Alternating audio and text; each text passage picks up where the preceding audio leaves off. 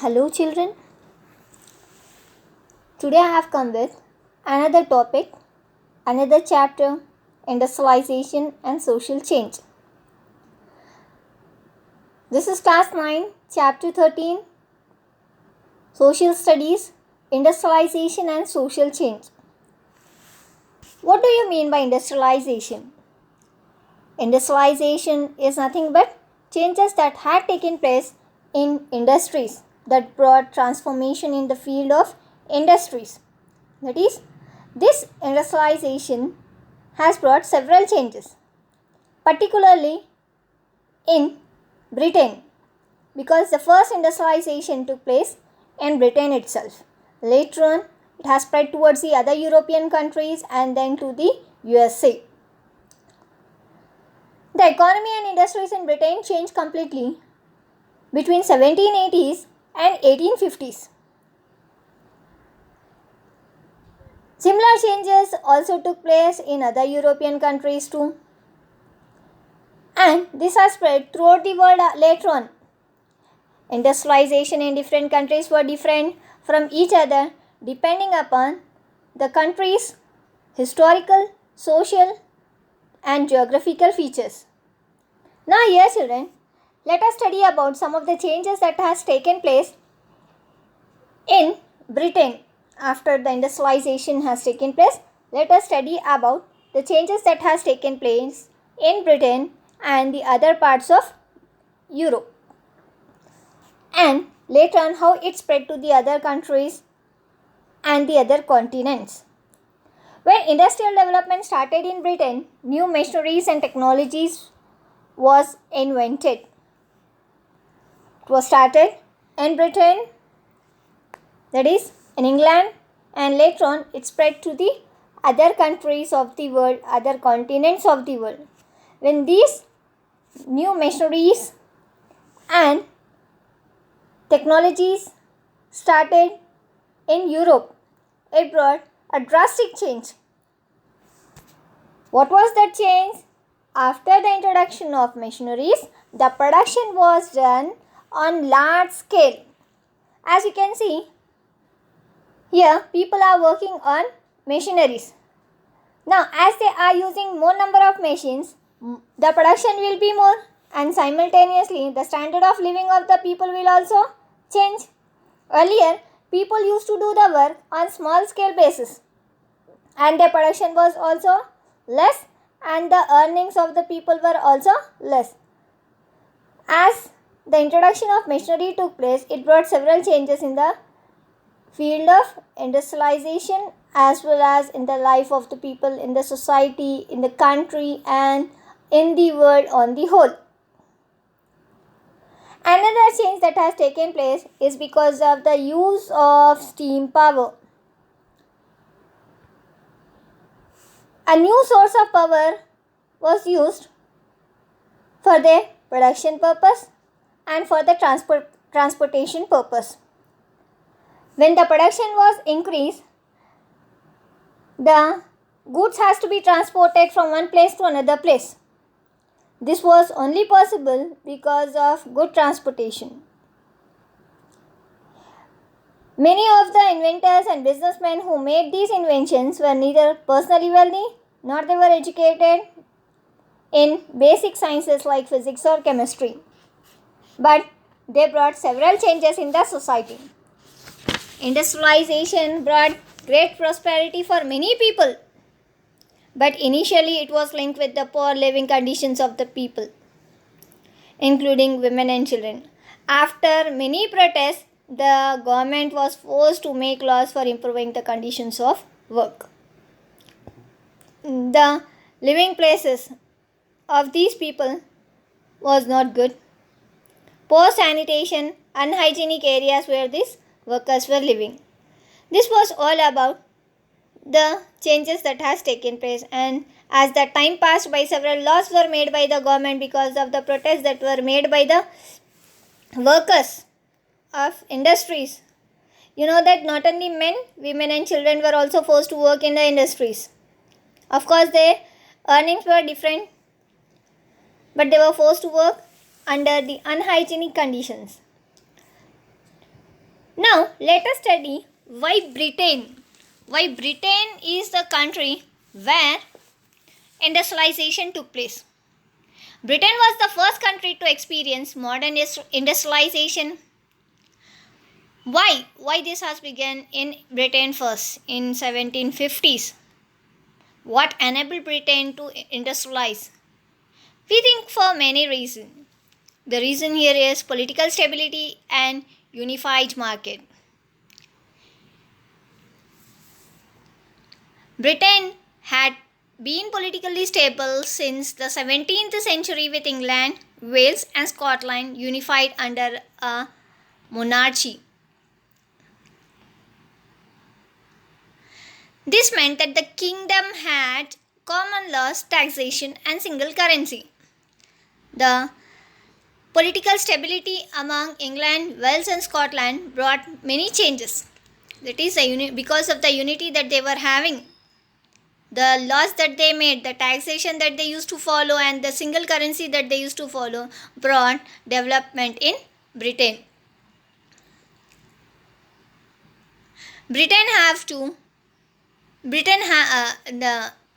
enabled Britain to have market that was not fragmented by local authorities levying local taxes goods that passed through the area, thus increasing their price. By the end of 17th century, money was widely used by the medium of exchange. You know that earlier we have studied about barter system. In class 8 we have studied about barter system.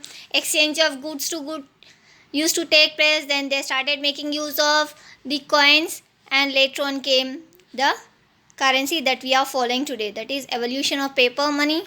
Then now we are using plastic money also, children. That is what is called as the debit and the credit cards that we are using today. So as the time passed by, several changes took place. By then, a large section of people received their income in the form of wages and salaries rather than in goods. That is, as the time passed by, as we have discussed in class 8, children, that the barter system was followed. That is, exchange of goods to goods used to take place. Now, you know that there were several difficulties that were faced by the people. That is, the exact value of the product was not considered over there. Then it was difficult for them to search for the people who were having the same goods that you want and they want. So in this way they were facing lot of problems. After the introduction of currency, after invention of currency, children, people, they were getting the incomes properly, the salaries and the wages properly and according to their work. This gave people a wider choice for ways to spend their earnings and expand the market for the sale of goods. By 17th century, Britain had a parliamentary government which was favorable to commercial and industrial classes. It pursued policies which enabled the government growth of trade and industry in England.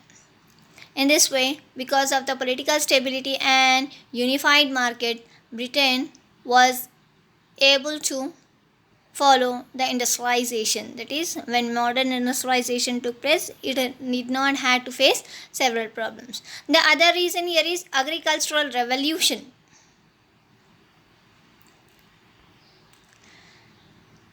Agricultural revolution also brought several changes here. Between 1600s and 1800, England had gone through a process called the agricultural revolution. This was the process by which bigger landlords took over small farms of peasants and enclosed villages' common lands. They used new methods of cultivation and animal rearing to produce for market. In this manner, they created very large estates and increased the food items.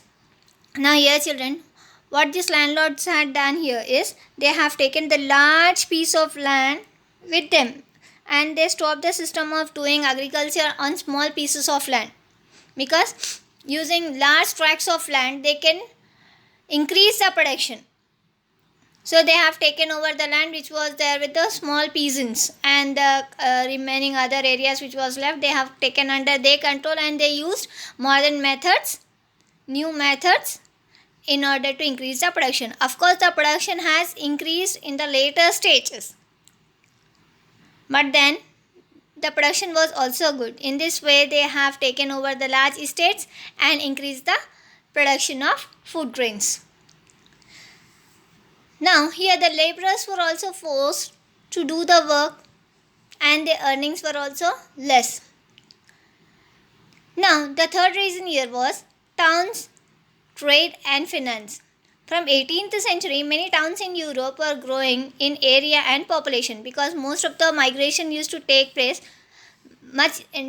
because industrialization took place, so much employment opportunities was there in Europe. So the population was also growing during 18th century in Europe. The population of at least 11 British towns doubled between 1750s and 1800. As I said you before, children, because of migration, people were getting better employment opportunities in Britain. So that is the reason that the population has increased.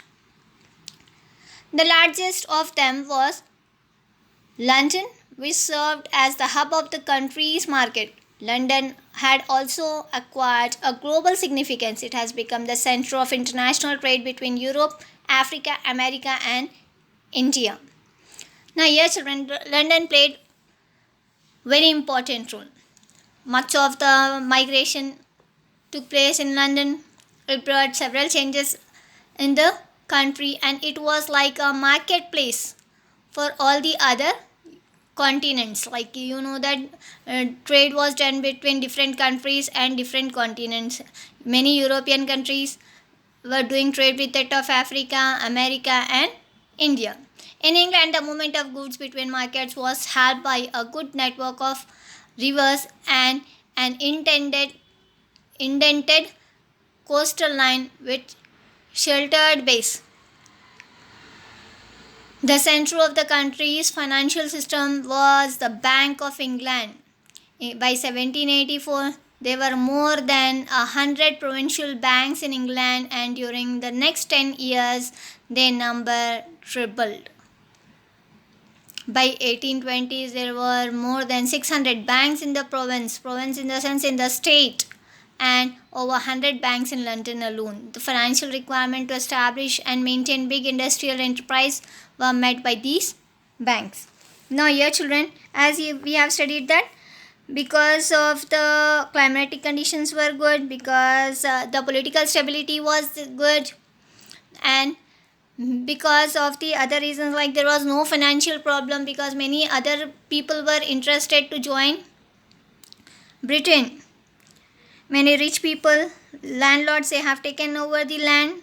Because of all these reasons, they were able to industrialize. That is, industrialization was a successful step because of the modern means of transportation, because of the production that they have done on the large scale. They were able to gain success. That is the reason, children, England is called as the workshop of the world. Here, from many other countries, continents, people come and do trade with that of Britain. That is the reason England is known as workshop of the world. Now let us study about the colonies. By the middle of 18th century, Britain had extensive colonies in North America and was beginning to establish control over large parts of India. The colonies provided Britain with a large markets for this industrial produce and also supplied it with raw material like cotton and also food grains. Colonial conquest and trade provided British merchants and banks with a large amount of capital which could be invested in industries. Now here, children, as I said you before, migration took place. People from various other countries started migrating towards Britain because of the industrialization. As the population was increasing, the requirement of food grain was also increasing.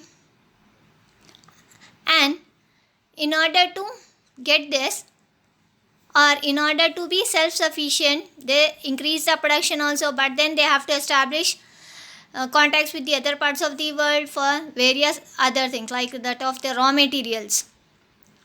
And big merchants, of course, big landlords, of course, in Britain were ready to spend their money in industries. In this way, industrialization was one of the successful steps in Britain. These are the 13 colonies which were taken up by the Britishers in America. Industrialization requires certain preconditions. Firstly, it requires concentration of wealth in the hands of those who want to invest money in production and earn profits. So here children, they have taken certain steps for this industrialization. That is the first and the foremost thing, concentration of wealth. That is, wealth should be there in the hands of people who are, and they should be ready to invest in the business, and they should be ready to earn the profits or the loss. The second step, it requires availability of workers who are willing to work for low wages.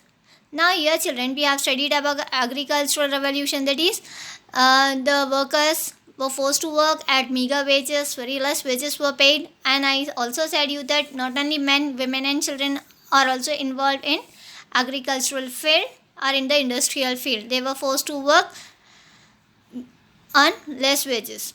Thirdly, it requires a large market to sell its product, and the production was not restricted to one or two areas. This production was, after the production is done, the transportation of goods was done throughout the world.